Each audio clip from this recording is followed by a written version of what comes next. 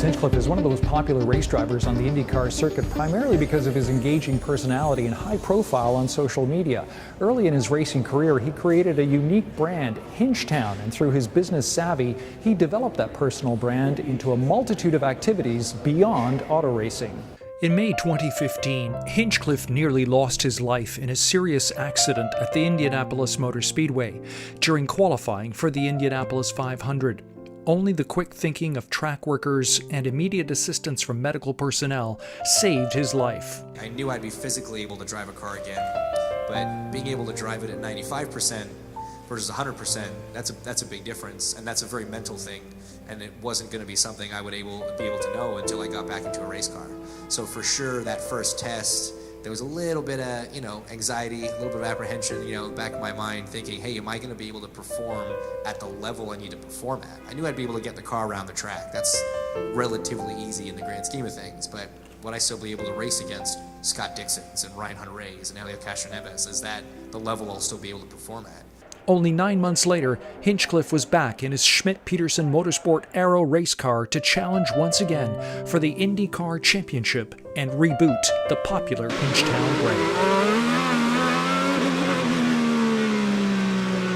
Hey James, thanks for being with us. First of all, I'd like to speak about James Hinchcliffe, the businessman. I want to talk about how the Hinchtown brand was developed and why fan engagement is so important with you.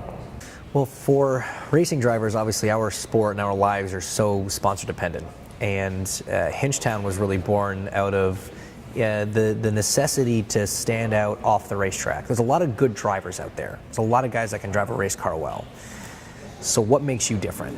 And I was coached very young in my career, very early in my career, that you really had to stand out off the racetrack. You knew you were going to be a spokesperson for companies and represent yourself and have a brand essentially. So Hinchtown was kind of the brainchild of that whole discussion, and self-proclaimed mayor and the whole bit. And it has been a great tool. It's been something that's kind of taken on a life of its own, and fan interaction, social media is such a huge part of our sport because we are so sponsor dependent.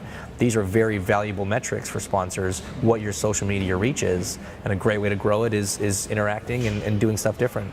You have such a presence on social media. You have followers, thousands of them on Twitter and Instagram and so many other various activities. How did you develop that entrepreneurial spirit? Well, I think I had a great mentor in my father. My father's a successful businessman, and I learned a lot of good lessons from him. But you're thrust into the business side of the sport at such a young age. By 16, I was sitting in boardrooms pitching myself to CEOs, and that's the kind of life experience that most 16-year-olds aren't having. And you learn that it's such an essential part of the sport that you have to be good at it. You've got to be just as competitive and have that same competitive spirit off track as you do on, or you're never going to be able to compete. As the only Canadian driver on the IndyCar circuit, you obviously have the opportunity to draw on Canadian sponsorship. There are some benefits to that. What are the drawbacks of being kind of the lone voice from Canada? There are certainly drawbacks, but at the same time, I'm very proud to be representing the Maple Leaf and doing what I can to give Canadians something to cheer for. And the support that I felt from back home has just been incredible. Right from day one of my IndyCar career, it's just been awesome, and I can't thank Canada enough for all that support. And it's great. Today we're able to announce that Petro-Canada come on board as a partner, and we're starting to get a little bit more corporate interest. The hard part with corporate Canada is if it's not hockey, it's a tough sell.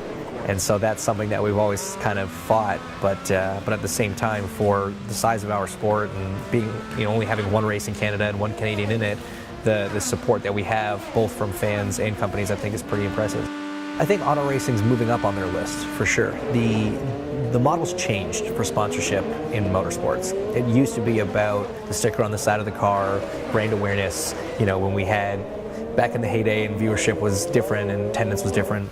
But now sponsorship in motorsports is all about the activation. It's all about B2B opportunities. If you're living in the IndyCar community, you've now got access to 100 very big companies, and there are some really good opportunities there. And so it's just change, and I think educating people and companies on that change is one of the things that we've struggled with. That's the challenge that we've had, but we're getting there, and they're really starting to see the value of sponsorship in motorsports. You're involved with quite a number of unique endorsements and products. One of them is the Hinchtown Hammer Down beer. How did you develop that? How did you get involved with a craft brewery? Well, I mean, I'm Canadian, so I like beer. And I met the owner of this brewery down in Indianapolis, and he's a big race fan, and I'm a fan of beer, he's a fan of racing, and it kind of just it all started that way. And you know, it's funny, we did it kind of as a joke. It was just supposed to be an event beer for the month of May back in 2012, and I mean, fast forward, it's grown into a pretty good selling brand down in Indiana, and we are slowly trying to get it into Canada, starting in Ontario here, and it's a fun little side project for sure. James, one would hope that this day is well into the future, but in a post-racing career, what would you envisage yourself doing? Would it be an occupation within motorsports or outside in another venture of some sort?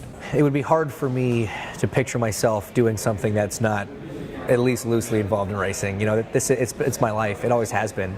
Even before I was a driver, I had aspirations of working in motorsports. You know, I'm just such a fan of this sport. So whether it's on the broadcasting side, I mean, I'm already a partner in a management company that helps young drivers come up. So that's something that, you know, post my driving, I think that I could take on a more hands-on, more day-to-day role and help grow that business. And I'm always looking for other business opportunities as well, because I realize that as an athlete, my earning potential that's a pretty narrow window, and I don't want all of a sudden be there on the day I retire, helmet in hand, and think, oh no, now what? You know, so I really am trying to plan for the future as best I can. James Hinchcliffe crowned his amazing comeback with the third-place podium finish at his home race, the Honda Indy Toronto, 14 months after his accident at Indianapolis. The self-anointed mayor of Hinchtown, who as a boy started racing on a track similar to this one, is a serious contender for the IndyCar title and a true ambassador for the sport and the business of auto racing. For Sports Strategies, I'm Alfred Lasses.